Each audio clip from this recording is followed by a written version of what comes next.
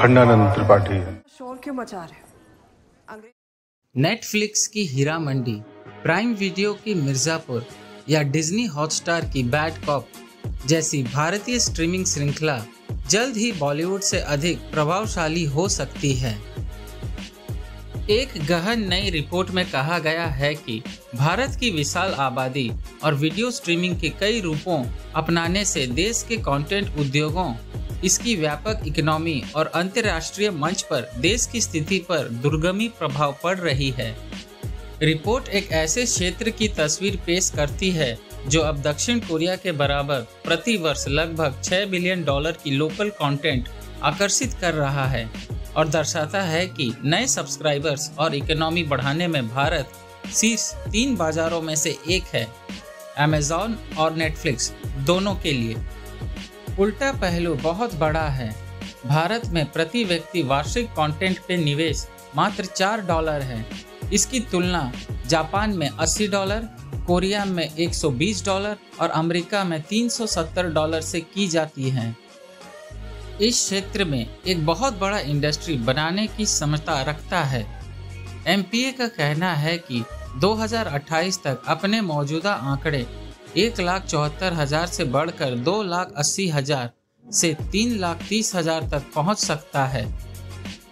Revenue generate करने के मामले में स्ट्रीमिंग सर्विसेज ने प्रोडक्शन कंपनीज को पहले ही फिल्म उद्योग से आगे निकल चुकी है। रिपोर्ट में कहा गया है कि भारत के ऑनलाइन वीडियो उद्योग का वास्तविक पैमाना तब ध्यान में आया जब ये कोविड-19 महामारी के दौरान फिल्म उद्योग की जीवन रेखा बन गया। जबकि थिएटर बंद रहे। 2020 से 2022 के बीच 300 से अधिक डिजिटल फर्स्ट रिलीज की शुरुआत हुई। आज फिल्म निर्माता लगातार फल फूल रहे हैं। स्ट्रीमिंग सर्विसेज बॉक्स ऑफिस से उनके हिस्से के 1.5 गुना के बराबर है। इसी तरह ओरिजिनल शोज और वेब सीरीज में निवेश तेजी से बढ़ा है, जो अब पे टीवी मनोरंजन खर्च का 50% से अधिक का प्रतिनिधित्व करता है। रिपोर्ट के ग्राफ में से एक से पता चलता है कि डिजिटल राइट्स व्यवसाय के विस्तार के साथ 2028 तक आउट परफॉर्मेंस बढ़कर 174% हो जाएगा। जैसे जैसे डिजिटल राइट्स व्यवसाय का विस्तार हो रहा है और थिएट्रिकल रेवेन्यू एक स्थिर स्तर पर पहुंच रहा है। स्ट्रीमिंग के शुरुआती वर्षों में महाराष्ट्र, तमिलनाडु, आंध्र प्रदेश और तेलंगाना के प्रमुख महानगरीय क्षेत्रों की कहानियों पर ध्यान केंद्रित किया गया, लेकिन अब हिंदी हार्टलैंड और अधिक सुदूर राज्यों की तरफ कहानियां बन रही हैं। ये पंजाब में स्थापित कोहरा नेटफ्लिक्स जैसे शो का हवाला देते हैं। दहाड़ प्राइम वीडियो राजस्थान में set, panchayat prime video Uttar Pradesh पर आधारित, काला पानी नेटफ्लिक्स अंडमान और निकोबार द्वीप समूह पर आधारित और the last over prime video north east पर सेट। इंडियन कंटेंट तेजी से विदेशों में देखी जा रही है, न केवल प्रवासी दर्शकों द्वारा और अंतर्राष्ट्रीय पुरस्कार जीत रही है। प्राइम वीडियो के लिए भारतीय फिल्में और वेब सीरीज के लिए दर्शकों की 25% मांग भारत के बाहर से आती है। 2023 के दौरान प्राइम वीडियो इंडियन ओरिजिनल ने 52 सप्ताहों में से 43 सप्ताह तक अंग्रेजी सहित सभी कंटेंट के लिए ग्लोबल टॉप 10 सूची में लगातार स्थान हासिल किया।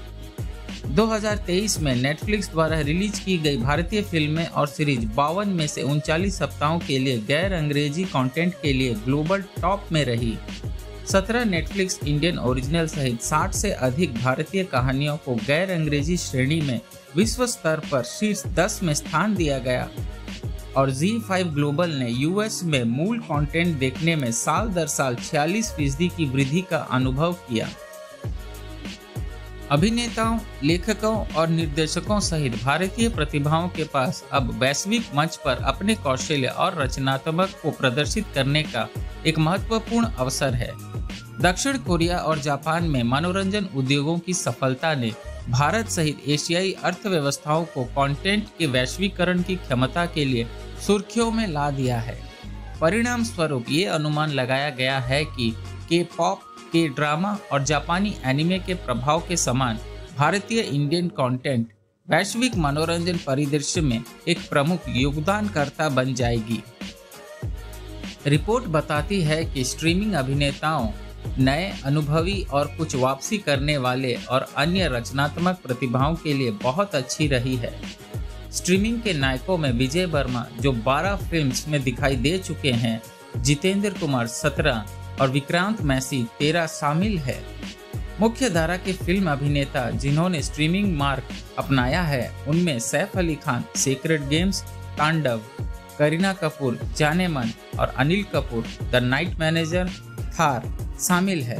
कमबैक में माधुरी दीक्षित, रवीना टंडन और संजय कपूर शामिल हैं। कई एपिसोड्स, सीजन्स, समांतर लीड और सब प्लॉट्स के साथ प्रारूप का लचीलापन अभिनेताओं को अपने पात्रों में गहराई से उतरने के पर्याप्त अवसर प्रदान करता है। MPA की रिपोर्ट में कहा गया है कि अनुभवी और उभरते हुए अभिनेता जो कभी पारंपरिक प्रोडक्शन सीमाओं तक सीमित थे, अब घरेलू लोकप्रियता पा रहे हैं। सभी प्रमुख OTT प्लेटफॉर्मों ने महिला लेखकों की आवश्यकता को पहचाना है और बदलाव को बढ़ावा देते हुए सिनेमेटोग्राफरों, प्रोडक्शन डिजाइनरों और संपादकों सहित महिला पेशेवरों का एक व्यापक डाटाबेस बनाने के लिए एक ठोस प्रयास शुरू किया है। रिपोर्ट में कहा गया है कि आज तकनीकी टीमों में महिलाओं को शामिल करना आम बात है, जो उद्योग की असमानताओं को दूर करने की दिशा में एक महत्वपूर्ण कदम है। इससे पता चलता है कि 2020 से भारत में हर साल महिलाओं द्वारा 20 से अधिक वेब ओरिजिनल फिल्मों का निर्देशन किया गया। हालांकि ये संख्या आगे नहीं बढ़ी। ग्रास रूट लेवल पर तकनीकी प्रशिक्षण की कमी के मूलभूत मुद्दे के समाधान के लिए बहुत कुछ करने की जरूरत है। वर्तमान में अधिकांश रचनात्मक पेशेवर एक्टर अपने कौशल्य को ऑन द जॉब ट्रेनिंग के माध्यम से करते हैं, जिसका मुख्य कारण अच्छा कंटेंट बनाने के लिए अच्छी ट्रेनिंग फैसिलिटी और एक्टिंग स्कूल की अनुपस्थिति है। इंडस्ट्री की पूरी क्षमता को उजागर करने के लिए एक व्यापक प्रतिभा पूल को आकर्षित करने की आवश्यकता है। इसके लिए इंडस्ट्री, सरकार और ट्रेनिंग संस्थानों सहित सभी हितधारकों के सहयोग की आवश्यकता है। समाधान में संचारित पाठ्यक्रम ट्रेनिंग शुरू करना शामिल है, जो ग्रास रूट पर रचनात्मक प्रतिभा पूल को बेहतर बनाने पर ध्यान केंद्रित करता है। यह पायरेसी और इससे निपटने के आर्थिक लाभों के बारे में चेतावनी के साथ समाप्त होता है, जिसमें यह चेतावनी दी गई है कि ये 2023 में अनुमानित $1.5 बिलियन से बढ़कर 2028 में $3.3 बिलियन हो सकता है। प्रभावी पायरेसी विरोधी उपायों को लागू करने से कई मोर्चों पर मूल्य अनलॉक करने की क्षमता है। ये न केवल कानूनी भुगतान करने वाले ग्राहकों के बड़े आधार के विकास को प्रोत्साहित करता है, जिससे प्रीमियम ऑनलाइन वीडियो सेवाओं के लिए रेवेन्यू में वृद्धि होती है।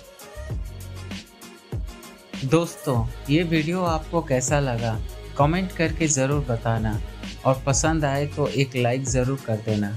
धन्यवाद।